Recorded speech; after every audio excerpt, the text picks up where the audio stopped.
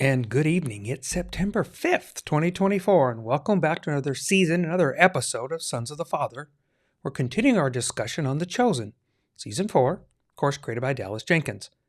And tonight, we're going to continue exploring Season 4 with our episode 4, Calm Before, and this is part 2. So during this series, my dad, John Wern, my brother, Jim Wern, and of course myself, we're going to be having a conversation. And we're reflecting on things that have impacted us along our way. So, welcome to the Sons of the Father on the Dusty Feet.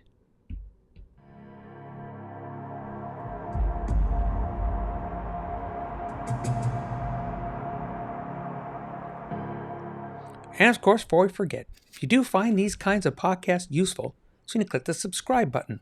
Those reminders, they just help you.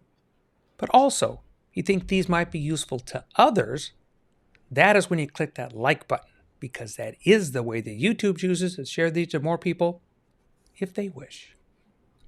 So, like we said, the calm before. Again, power moves, unexpected, death. We fill in silence with our own thoughts. Words echo in our heads in the silence, so we wonder what our thoughts would be. So this episode is anything but calm. It's a pot just before it boils. That surface is a bit bumpy, but underneath, turmoil, energy building, anything but calm.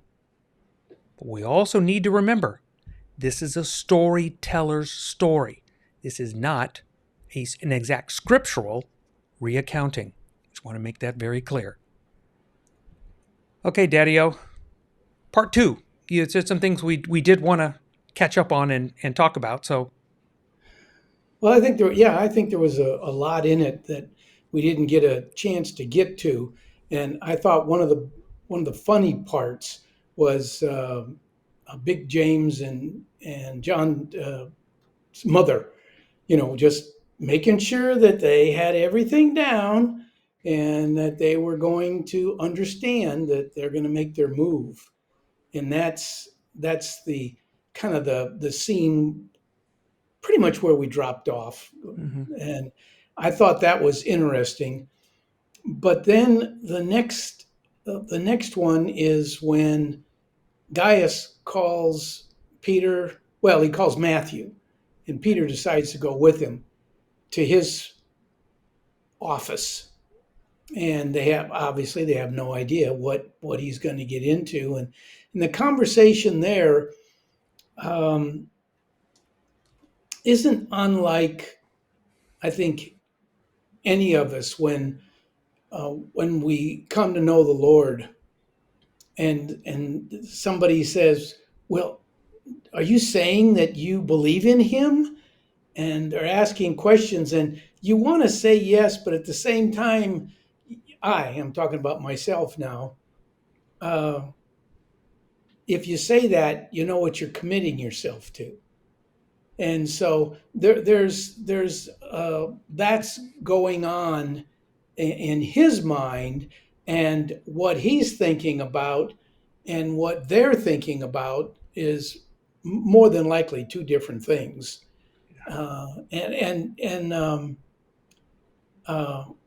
When he's saying that, Gaius, he's basically signing his own death warrant, even though Jesus is leaving that area. If he gives any kind of favor to the Christians, the least he's going to do is lose his job. But at that point, it just like all of our lives, that point, we don't care. We don't care what it means because it's that important. It's that important to us.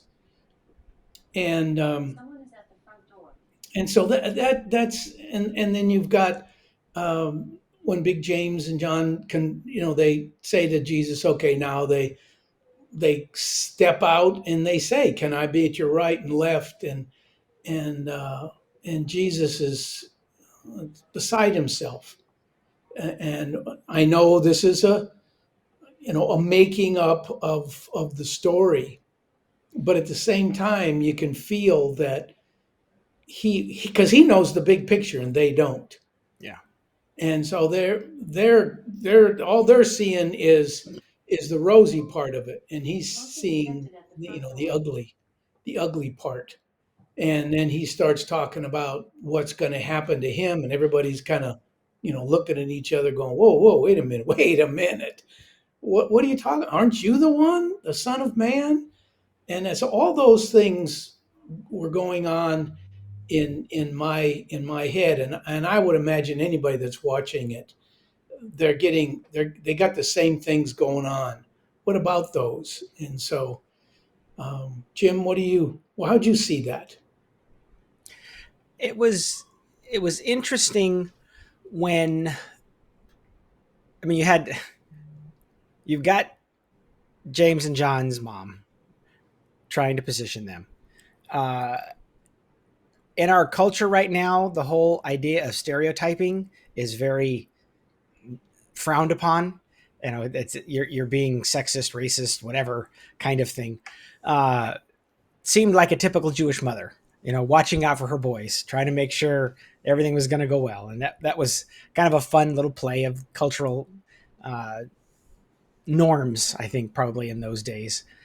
But like you were saying, when Gaius calls Matthew in, there's a genuine concern for Matthew. I think he cares about the other people also, but he mostly cares about Matthew because he's got a relationship with Matthew. And that, I think, is key as we look at, what's going on, and just even the way that Jesus works. It's about relationships. And Matthew's kind of gotten under the skin of Gaius, and he's trying to say, hey, there's a storm coming, and you guys need to know this. Mm-hmm. So he's kind of watching to make sure he's okay. And like you said, he kind of hints at this sort of belief-ish thing without fully committing to it. I'm watching a TV series right now about an Italian family, and very steeped in Catholic tradition. And there's a daughter who hates the church. And it's not that she hates the church. I think she just hates the way her parents have lived out their belief system, and the way the church, the way they've reacted to church kind of stuff. And there's a conversation between her and the priest, and the priest said, "I'm not here to convince you of anything. I'm just here to introduce you to somebody." And I loved that. You don't usually hear that in a Catholic setting, but it was very powerful, and something similar here of Gaius is being introduced to Jesus not as a religious leader, but as this person who's making an impact on the people around him. And he's watching what's going on with that. And there's something that is drawing him in. And it was fun to see him feel that tug. Again, saying, "I'm not worthy to follow a man like that." And later on we see as well. I loved when, jumping ahead a little bit, but when Gaius gives the hugs and the guys are like, I don't know what to do with this. I'm not used to this guy giving us hugs kind of thing. And it just shows a transformation that's going on inside, a process that Gaius is going through. So those were all fun things to see. Bob, how about you? So now you bring up some good points. So let's pop real quick, because I definitely want to get into that one.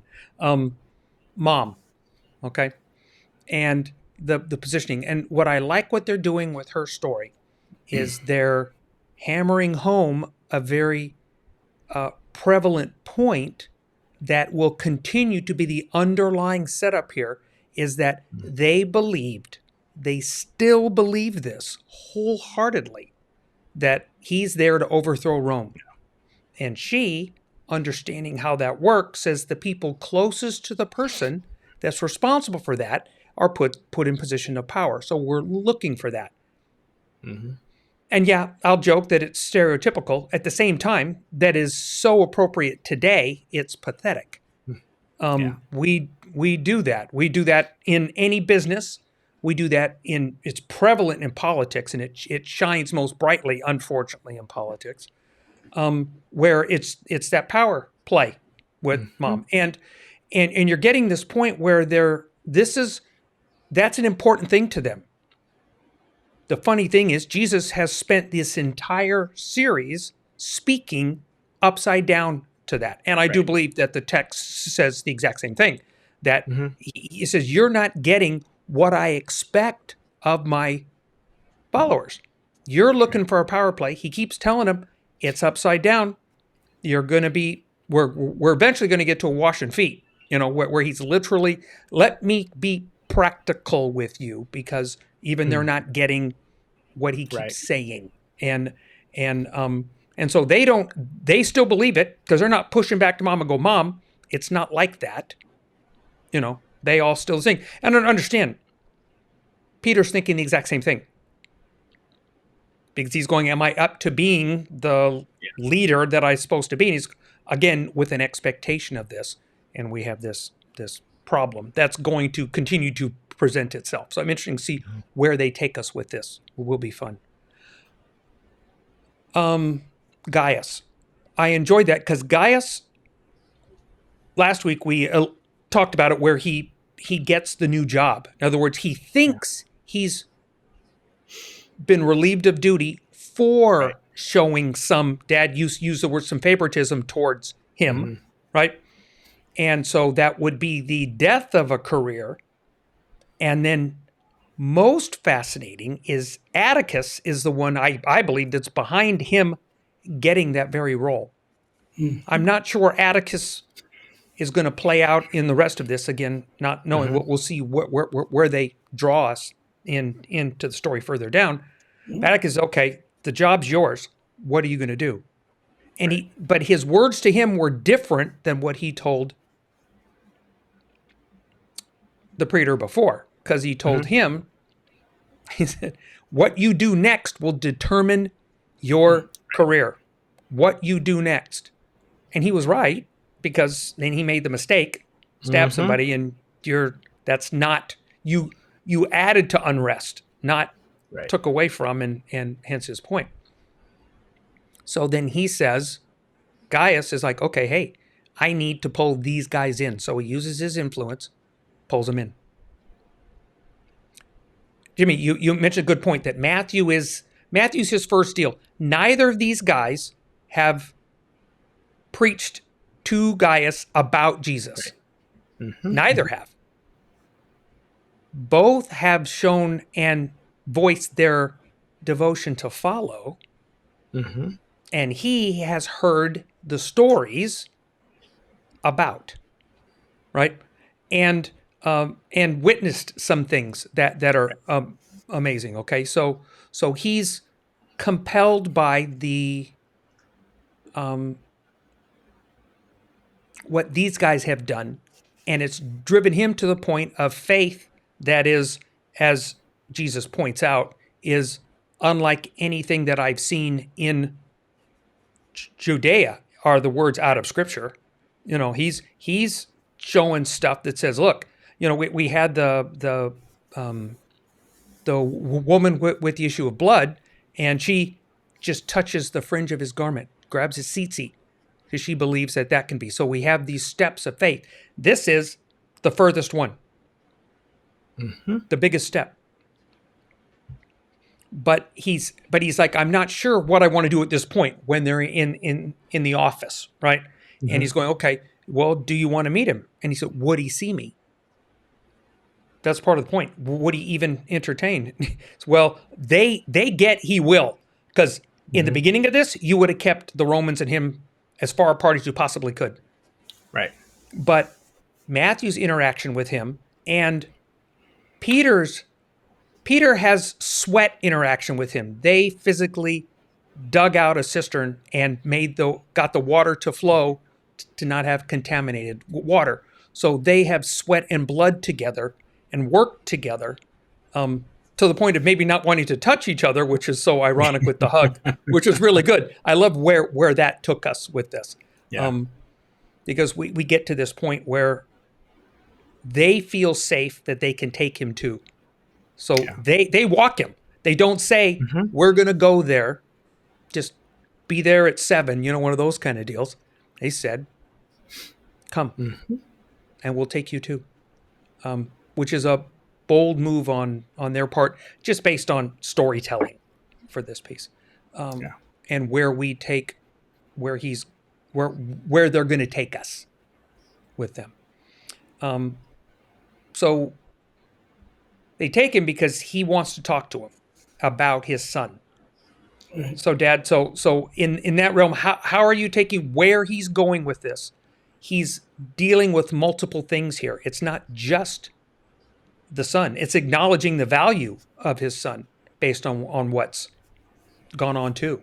So, True. There are a couple of things come to mind with that. One of them is because of who Gaius is. He has no history.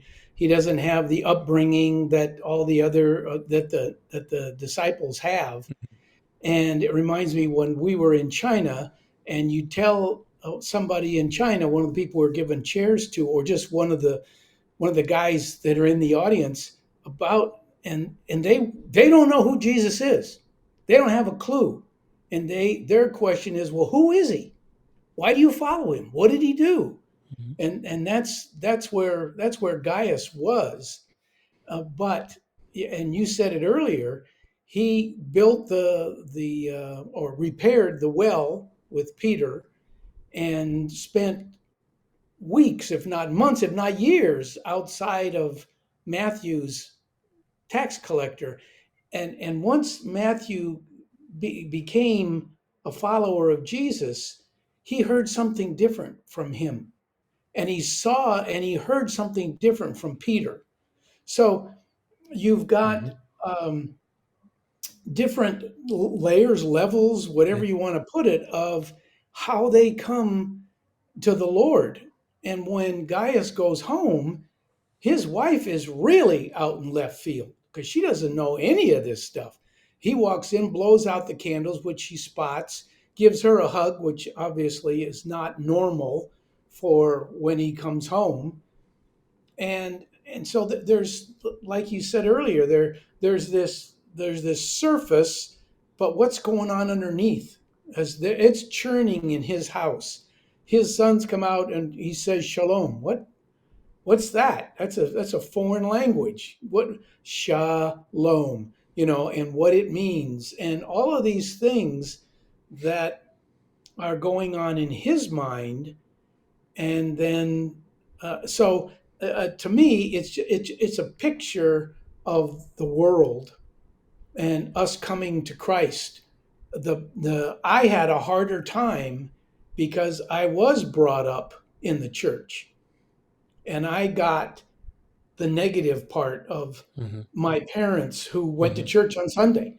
I gave my mother her first Bible, and she was 70, at least in her 60s when I gave it to her. It just wasn't something that was in our home, and so you have different levels and all of people that are watching this, of layers and levels of them.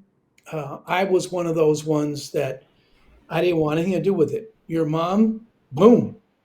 They said, Jesus came and died for your sins. Okay, where do I sign? That it just doesn't happen. Took me 2 years because I had to deal with all of that stuff first. And so you have all of these. You talked about Atticus and talk about some of the scribes and the Pharisees. Some of these guys, they didn't want to believe. They don't want to believe in this guy, and we don't know obviously where he's going with it. That's why I want to jump ahead because of all of the possibilities, and we're seeing all of this in this episode of the Chosen, and it really got me going on it. I've watched it 3 times, and it really is a lot to take in, especially the end of it. But I'll save that for you guys. Jim? I became a Christian at a young age. 10 years old. You guys were believers before me. And so I'm kind of sort of growing up in this Christian home. I mean, I could have received Christ earlier, but uh, we weren't there yet. But for the most part, I grew up in the church. So the norms of the things that Christians do and the way they talk and the way they act, that was just kind of, that's what I grew up kind of learning. Mm-hmm. So I didn't have an adult conversion. And so, to all of a sudden have a different way of looking at life and living hasn't been my experience in the same way. I've been watching, I'm sure he's on Instagram and YouTube, but I saw several posts by Russell Brand, who is a comedian actor, British guy. He was married to Katy Perry for a while, who recently became a Christian. And his TikTok posts are basically about his Christian experience. And he gets on, he goes, I got baptized the other day. And he starts talking about baptism. It's just this new thing. It was weird, getting wet and, all kinds of stuff. But it was interesting seeing it, him looking at it from the outside. This is not something normal that normal people do. And so, the way he talked about it, I'm sure Gaius is kind of at that place of, okay, what you guys do is kind of weird, and I'm going to try it, like say shalom and give a hug and, do that kind of a thing. And, you can tell he wants to, but it's awkward because it's not familiar. There's no muscle memory there for him. This is all learning all new things.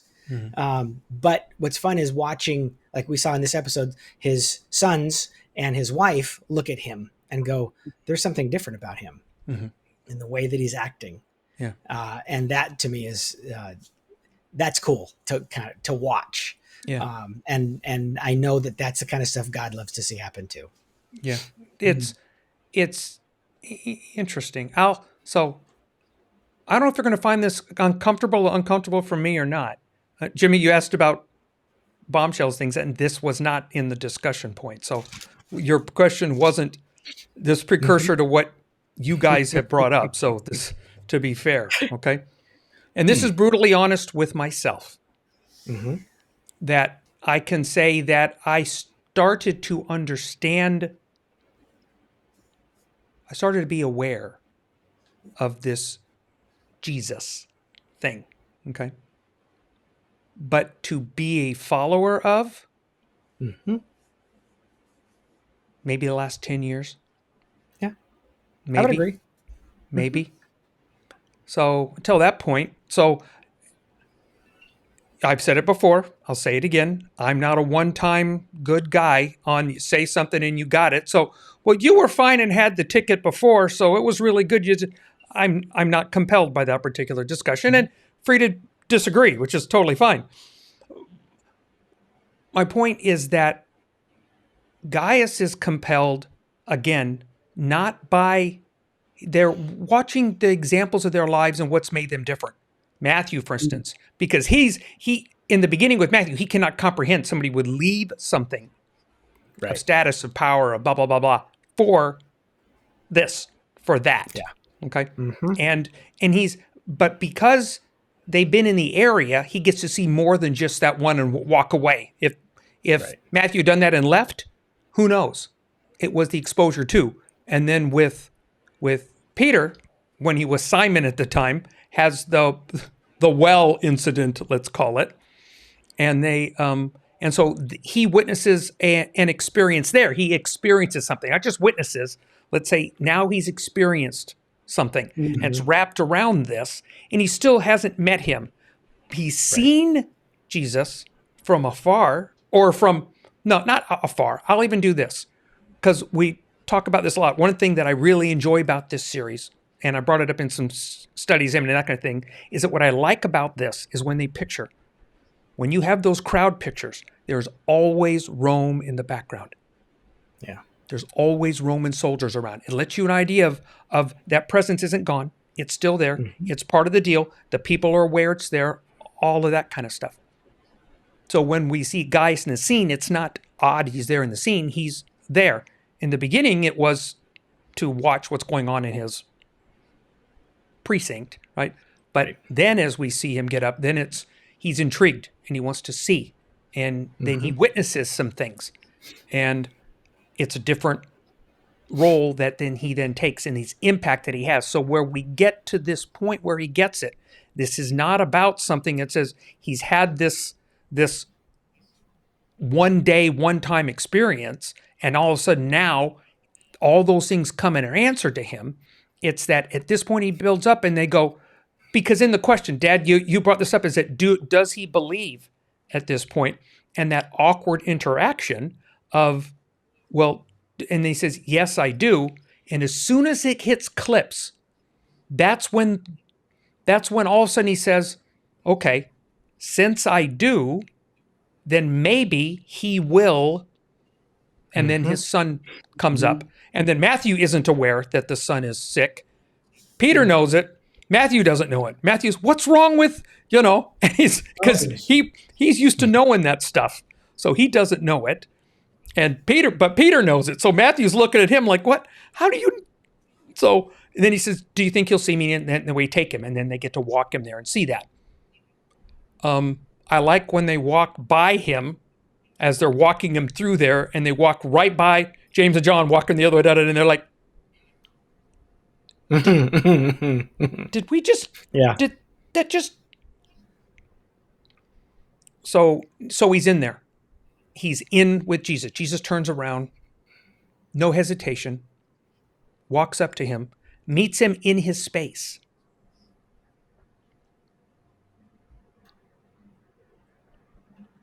And that's the worthiness question. When he says, are you even willing to take the time to see me? Which is so counter to James and John's mom, that whole interaction. It is the polar opposite. It is so beyond that realm. And he says, I shouldn't even be here. Much less fighting for a power position. I shouldn't even be here. You're taking the time to do. But since I'm here and you'll see me, I know you can do it. Will you find favor with my son? And then he admits, Dad, this is that admits. He said, look, and he's not my kid. He is, but he isn't. And he has to admit another sin on top of it, right? He has to admit this. And they're going, well, maybe I thought your culture did that. I like that. Yeah. A lot. I don't, I'm going to flick this. I loved a lot. Yeah. Jesus's response to him was, you have brightened my day to encounter this kind of belief. There you go. Here Jesus has been trying to instill in his closest followers that kind of faith, and they don't have it yet. Right. And this outsider shows it, and it's like, that's what I'm talking about, and on one hand, you got to think it's breaking Jesus' heart because his people aren't getting it, but it encourages his heart that somebody's getting it. Yeah. It makes his day. Yeah. It reminds me when, and I might have mentioned this to you guys before, but when I came to Christ, I was watching two guys in our Sunday school class. Still had Sunday school classes in those days. And it wasn't what the preacher was preaching from the platform. It wasn't bad, but to me, that was all performance. They had it was a big church, 9,000 people, had great music, and things that brought us back, almost entertained us. But Harvey and Sam, I knew those guys up close, and they were Peter and Matthew. Yeah. And what's different? Why are they willing to give up this incredible job, to leave everything and follow this guy? Yeah. And that's the way I was. These guys, I had everything I felt better than they. I thought my wife is better looking, I make more money, my kids are better. but they are happier than I was. And that's what he's saying. Mhm. What is it about this? I want that kind. And then he said, I know he can heal him. Yeah. And then his because I do believe. And that's I can remember I do believe. Yeah. And now I want to say it. I want to, and I'm willing to back up my uh, comments with Yeah. my actions. I Yeah. want to change my life. I want to be different. Yeah. And so Yeah. I Yeah. really, that's another part of this thing that I really enjoyed. Yeah. They have lots of those little things. So let's wrap with this one. Judas. It's a nice little. We get again. You don't get the Judas scene unless you know Judas is part in the story down the road. This is Right. cheating in a sense because Mm-hmm. they're showing you something. They're giving you a snippet, something that you go, "Ooh, I know where this might be going." Because if you don't know that scene, then that scene Right. you're going to have to watch it again, look back, and then Mm-hmm. see that you see it Mm-hmm. as you go down the road. Mm-hmm. If we could, it would be nice to see it this way because in the direction they're living it, let's just say this scene really was. That this is the beginning of a different thought that's coming to Judas, and he's holding that bag of coins. Of course, the first thing in our minds goes, oh, I wonder if there's 30 pieces of silver in that bag, you know? You do. It's the first thing that comes to our mind. I Mm-hmm. promise you it is, right? But that's because we know part of the story. So somebody not seeing it wouldn't know. Sorry if it's a Mm-hmm. spoiler alert for anybody that hadn't seen it. There's 30 pieces of silver involved later in the story. And it will be related to Judas. But that point where he's going, is this going the direction? Because that's part of the question I think that Judas had was the same thing. He's wrestling with the same thought. He's not verbalizing it. He's wrestling with the exact Mm-hmm. same thought that James and John are. There's an expectation, and he wants to see it get bigger, and he expects Yeah. something from it. We saw with his character in the deal, there's an investment. Mm-hmm. Deep down in the side, he's a business guy, and his investment is what's the payout in the end? He wants a bigger, bolder thing. You know, I would use the term not to be too. I don't want to be too antagonizing or hypocritical, but I want a bigger, better church. You know, Mm-hmm. I want to make it. I want more people. I want more deal. I want this. So what do we do to blah blah blah blah? And that's the same heart that Judas is at. But we would condemn him, but we won't put ourselves under the same Yeah. lens, which is sad at times. But we get this point with Judas, and so we see these peaks into hearts. There's a lot of peaks into these hearts.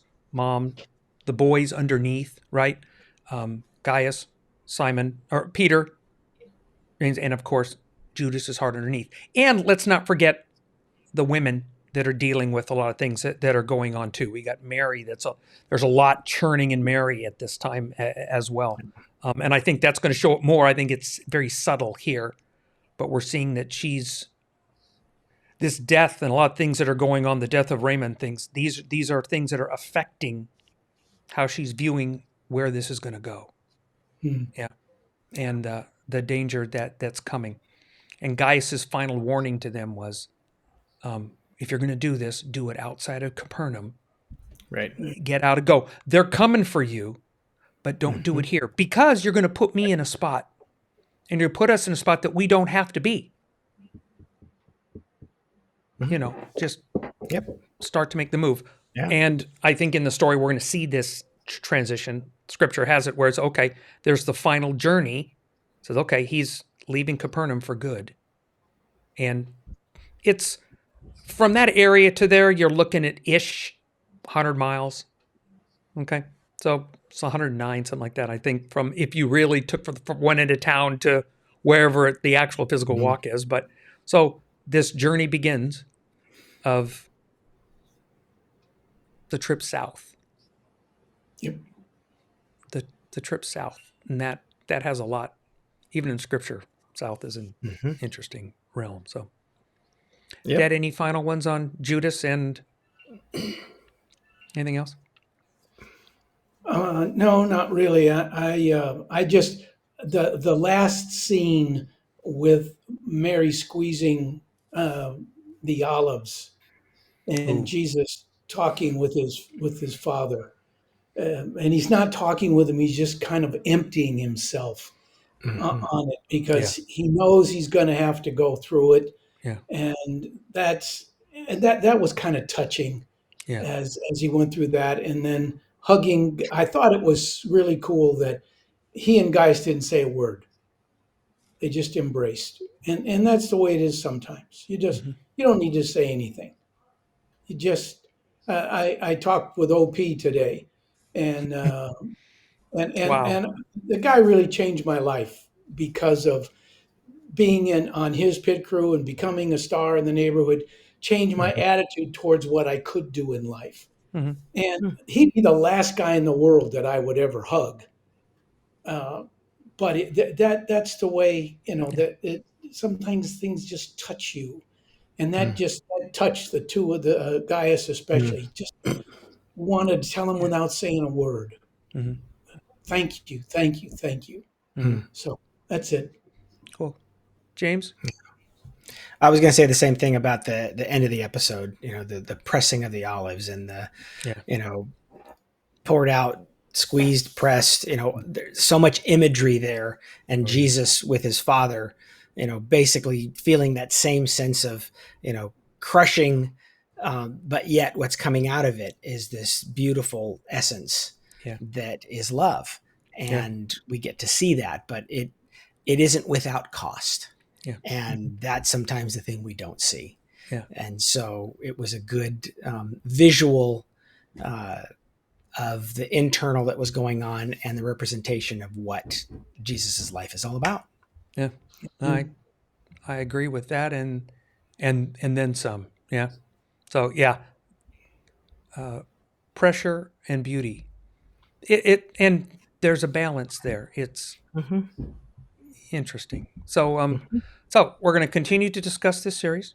We're going to continue to bounce our ideas and our thoughts that come up along this journey. So also, if you have any questions, you're always welcome to send an email to bob@thedustyfeet.com or just leave it in the comments because we'll be happy to ponder other ideas and other questions as they pop up and they arise to you. So again, to you all, shalom, shalom. And thanks for with us tonight with the sons of the Father on the dusty feet.